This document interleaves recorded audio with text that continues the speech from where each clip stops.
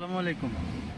অনেকেই মনে করতেছেন বাংলাদেশের থেকে কলিংয়ে মালয়েশিয়ার লোক নিয়ে আসার জন্য মালয়েশিয়া সরকার যে 10টি শর্ত দিছে, এই শর্ত না মানতে পারলে বাংলাদেশ থেকে শ্রমিক নিয়ে আসবে না।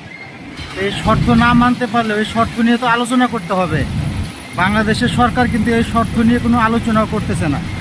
এগুলো নিয়ে আলোচনা করতে হবে, মালয়েশিয়া সরকারের সাথে একটা সমঝোতায় আসতে হবে, তারপরে বাংলাদেশ থেকে শ্রমিক নিয়ে আসবে।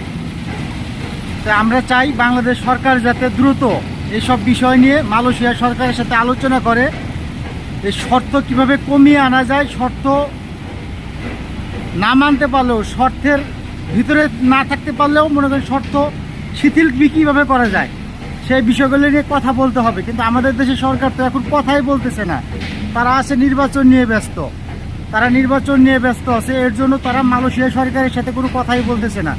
যদি মালয়েশিয়া সরকারের সাথে কথা বলতো তাহলে অবশ্যই এই সমস্যাগুলোর সমাধান হতো। তা আমরা চাই বাংলাদেশ সরকার যাতে দ্রুত মালয়েশিয়া সরকারের সাথে কথা বলে এই সমস্যাগুলো যাতে সমাধান করে।